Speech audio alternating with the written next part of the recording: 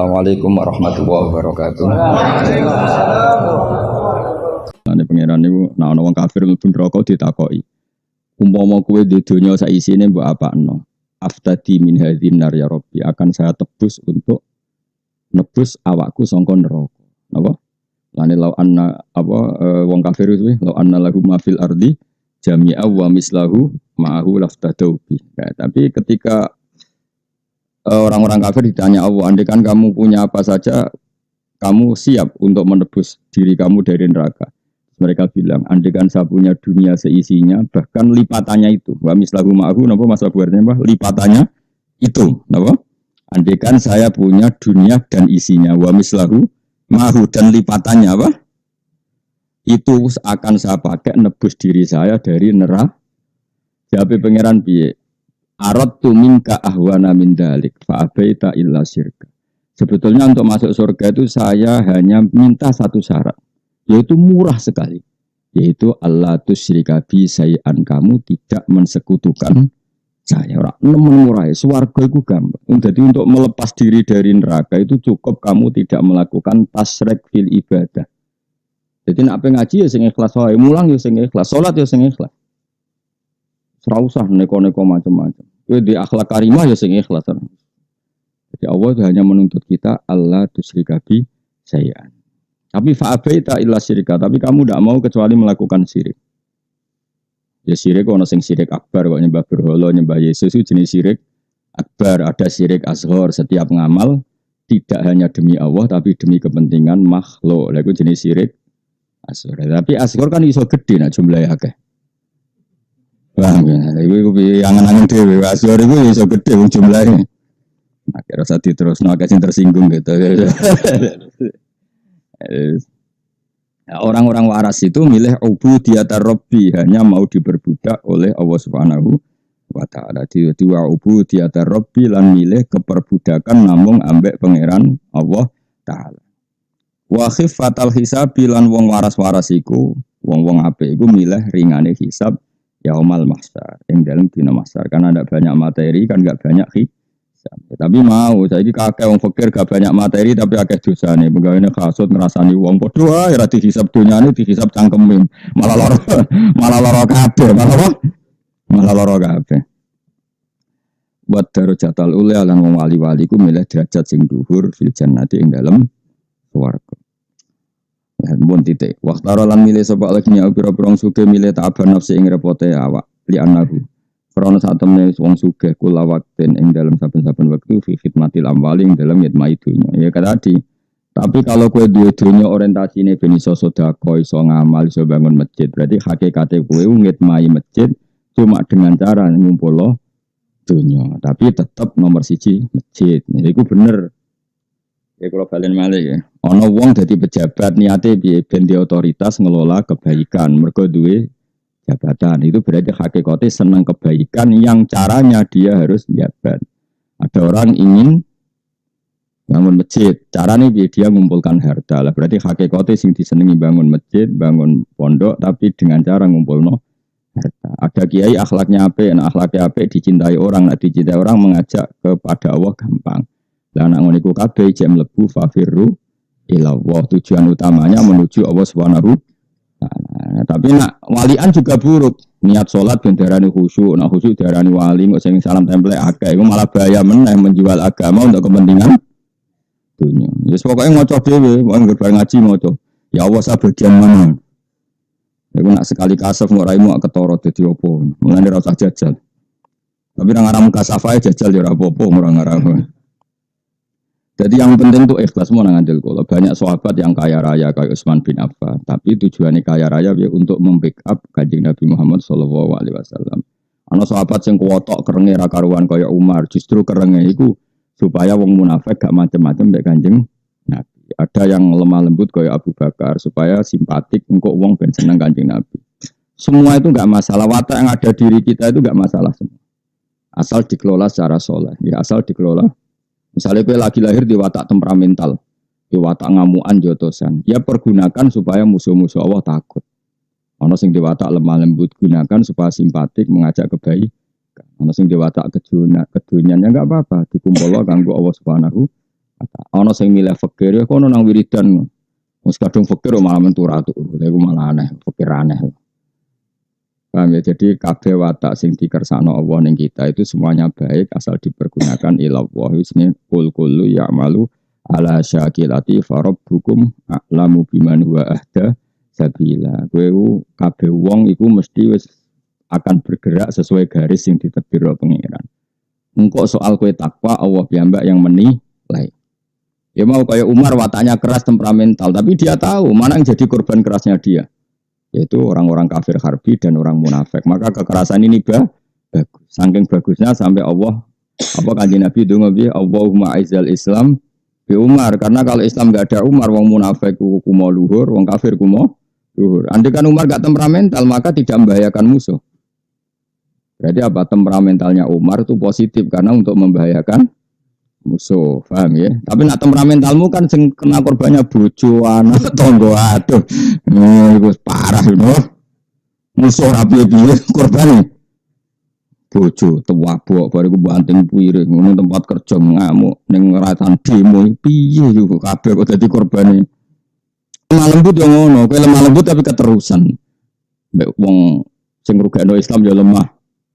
Lembut sampai sopoe lemah lembut akhirnya gak iso bedakno barenal haqqi wa bainal batil. Padahal syaratnya barang hak walau karihal kafirun walau karihal mujrimun walau karihal munafikun walau karihal pokoknya ciri utama kebenaran wong kafir ono ra seneng.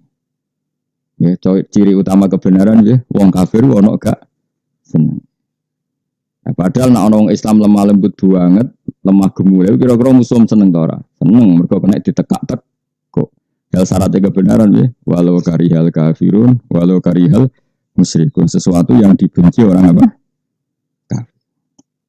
Eleng-eleng yang mulane ngaji be ulama bendro. Jadi, tapi kalau misalnya kamu milih simpatik, misalnya ada kamu hidup bertetangga sama orang Kristen atau orang kafir, yang situ lomo kowe lomo, karena kalau situ lomo kowe gak lomo berarti kok kalah pengaruh. Nak kalah kemaruh, potensi perjuangan kamu kalah. Lah kowe lomo demi ngene iki ku lomo ila wahi ta'ala menuju Allah Subhanahu dan menang simpatik tapi bukan untuk dunia kita tapi untuk agamanya Allah Subhanahu wa taala. Wa kabeh innamal a'malu napa binniat faman kanat hijratuhu ila Allahi wa rasulihi fa hijratuhu ila Allahi wa rasulihi. Orang yang dalam hidupnya orientasinya hijrah pada Allah dan Rasul, maka hakikatnya hijrah pada Allah dan hijrah bahasane Nabi. Saiki hijrah bahasa modern itu mana nih karu-karuan bagono. Ono-ono itunya sih. Terus do budi wae. Li annahu kullu waqtin fi khidmatil amwal wa syughlal qalbi lan ribete ati fi tafkiril amwal ing dalem mikir dunya. Wa ubudiyat dunya lan diperbudak dunya. Paman mongko te sabane wong ahabba seneng sapa man seane perkara fa wa mongko te man abduru budak ese. Senang sesuatu harus siap diperbudak sesuatu itu. Kok gue seneng HP, wangi turut golek ya HP, nak rono HP bawing. Orang gawa tasbih lunga diterusno, gak gawa HP bingung. Ora usah ngomong ya kowe iku maksude. Seneng ngomong mikir wong liya. Ya jal kowe lunga lali gak gawa tasbih mbok terusno. Ya jawab. Nak lunga lali HP. Balik, bingung, koyo ada yang hilang. Ya Allah, ngomong nak bakat wali iku.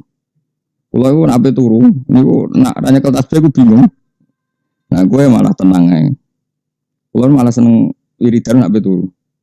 Kenapa melek gue sedang pengiran terus kan? Nak turu kan rawan lari.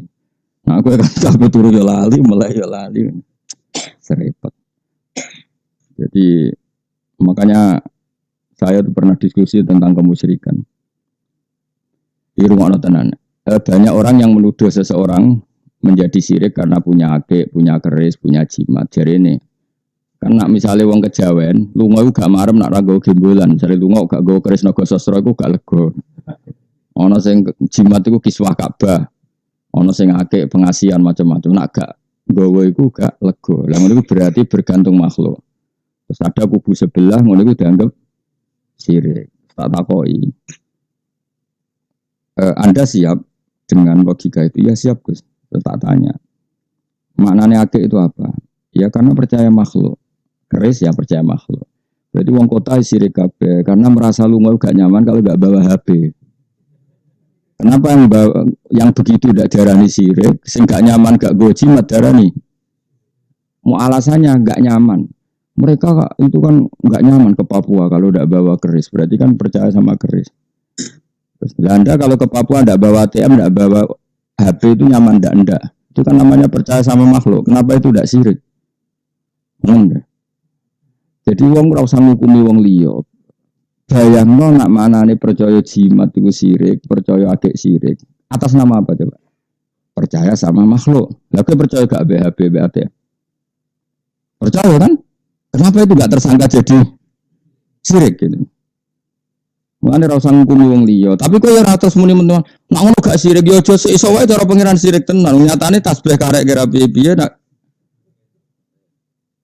Nah, terus piye istighfar wae tobat bahwa kita banyak kesalahan. Hubungannya kita sama Allah Subhanahu wa taala itu banyak, Pak. Tak warai ngakali setan dan itu mesti bener.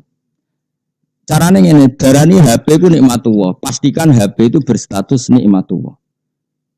Tak balennya ya. Kayak kemarin jadi wali, latihan anak wali ya, amatir sih, tapi tak latih. Pastikan status HP Anda itu nikmatullah, nikmat Allah yang diberikan ke kita, dianugerahkan ke kita. Kita bisa menghubungi istri dari jauh, bisa menghubungi anak dari jauh. Contohnya aja menghubungi demenan kok contoh maksiat itu. Paham ya? Pastikan status HP itu namanya apa? Nikmatullah. Lah kita lunga gak nyaman karena ada nikmat Allah yang tertinggal. Lah anak itu berarti rodok wali. Paham ya tak warai lho, bocah diwarai ora bakat wali yo. Tadi paham ya. Lah bojo statusnya nikmat Allah, kowe ora iso turu ndak bareng. Ya terus nodi. Tapi sekali ngamuk pastikan ini bala Allah. Ujiannya pangeran, maka jangan dekat-dekat. Paham ya? Jadi nak pas ngamuk itu statusnya ada buah. Maka jangan dekat-dekat azab. Jangan dekat-dekat istri bocah. Bojo pas ngamuk statusnya ada buah. Maka jangan dekat-dekat azab. Ojo bojo bocah ora ojo. Senane ngum wong. Nah itu bojo pas sampai statusnya nikmatullah. Maka berdekat-dekatlah dengan nikmatullah.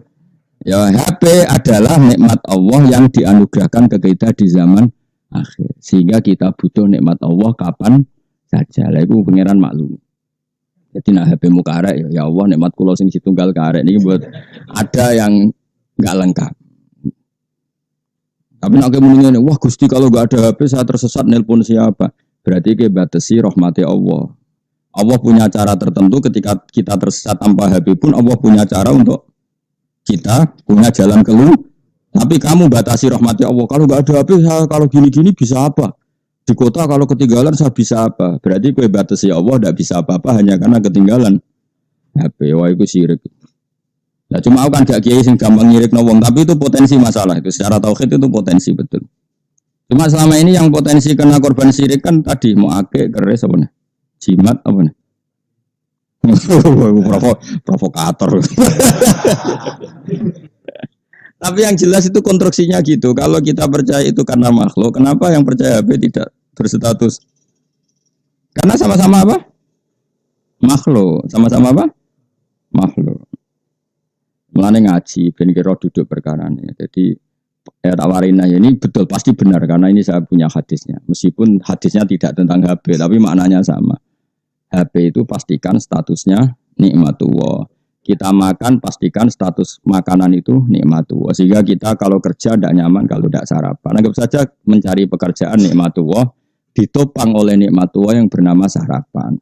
Syukur-syukur kan ditopang bojo sing nyambut pas gue berangkat. Tapi itu enggak lazim itu. Biasanya nah, kebaikannya nunggu ayah gaji ya kan. Ini bojomu maksudnya berapa kan? Mereka saya kenapa memastikan ini benar karena ada nabi yang modelnya gitu. Dulu Nabi Ayub itu kaya raya. Sebelum diuji itu kan dia kaya raya. Diuji juga akhirnya kaya raya lagi. Walhasil ketika beliau dikasih kekayaan yang melimpah, sampai pangeran dites. Nabi Ayub itu sudah kaya raya. Ya saya ulang lagi, beliau itu kaya raya, terus diuji miskin kembali kaya raya lagi. Walhasil ketika dia wiridan di kamar, ada walang emas, belalang emas. Pangeran itu senang ngetes. Duli mau ngetes, terserah bahasa. Walang itu terbang, Nabi Dawud dikejar. Dikejar tambah jauh tambah wakil kan. Wakil Nabi Dawud wong sugih, nabi padahal. Disai sak kanan bek, sak kiri bek. Walhasil nganti ngimbang-ngimbang. Mbak pengiran digojlok. Kowe ku nabi dunyamu wis akeh ora ngono kok ijek mbok kumpulno. Maksudnya iku dunyamu wis akeh ora gitu saja kok masih kamu kumpulkan gitu. Jawabnya lucu. Ya Rabbi wa ma yasba'u mir rahmatika. Sing iso warak sange rahmate jenengan sinten. Akhire. Maksud tak warai kedonyan sing islami. Tawe sampe lah aku dadi rai-raimu dijak wali ninggalo donya kan gak iso ngono iki. Oh, jadi warai ora gelem. Oh, gelem ora? Gelem ya? Alhamdulillah.